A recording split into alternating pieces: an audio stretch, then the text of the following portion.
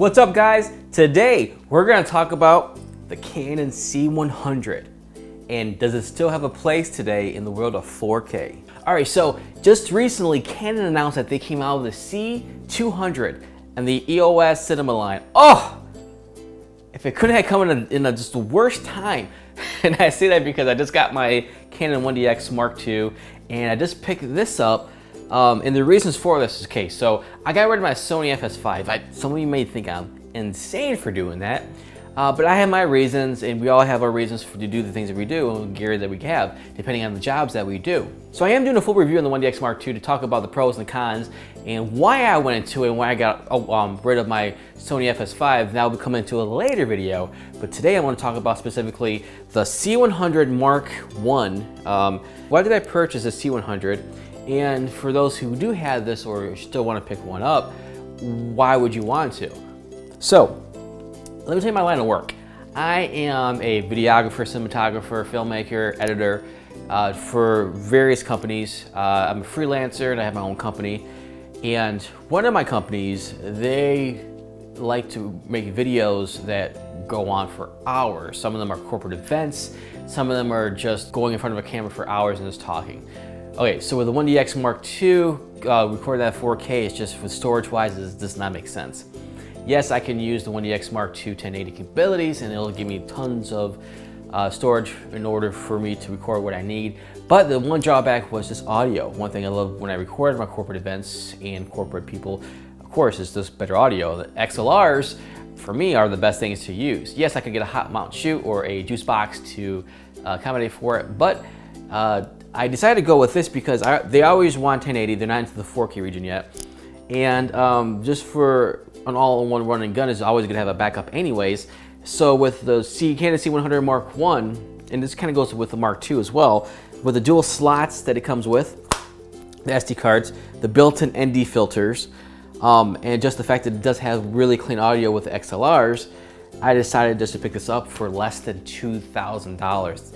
And this is still a very incredible camera. The quality in this that it has is amazing. When I hook this up to a Ninja Thomas, I have an Thomas Ninja 2 blade, and it picks up 10-bit at 422. So the color space and the bit that I want in the codec is all there for ProRes. So again, the only drawback is it doesn't record 4K. However, it does have a 4K sensor in here. That's something to keep in mind. And with the 4K sensor, what it does is just like as if you took like if you record something in 4K and downsampled it to a 1080 timeline, it's the same effect, except it does this in cam.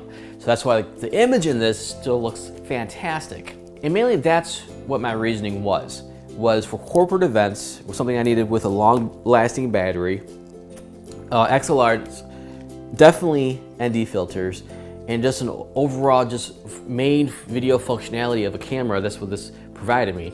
And it was at a pretty good price, less than $2,000. And this does have the built-in autofocus too, in case I ever need that. And I've had this camera before, and I loved it. I used to always grab this instead of my Blackmagic 4K camera. Only because, again, because of the functionality of this thing, as with my previous Sony FS5, it's just a great run and gun camera. If anybody's out there who doesn't really need the 4K, and maybe you're making YouTube videos, maybe you have clients that don't need the 4K yet, and if you're looking for an overall great camera that shoots 1080, I would still recommend getting this. Even though this has aged tremendously, it has aged tremendously well, and it still upholds really good quality even in today's age. Do I use this all the time? No.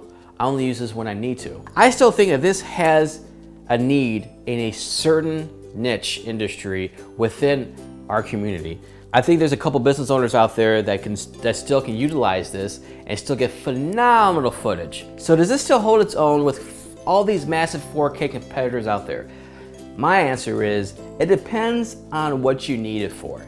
If you need the highest quality possible, a very small portable camera, something to travel with because you vlog a lot, then no, this is not for you. But if you shoot corporate events and you need a functional camera that can last a while, has great audio inputs, or if you need something that's a great run and gun camera that you need ND filters for the on the go, again, this is a great camera for that. Would I tell someone to go out and buy this over a GH5?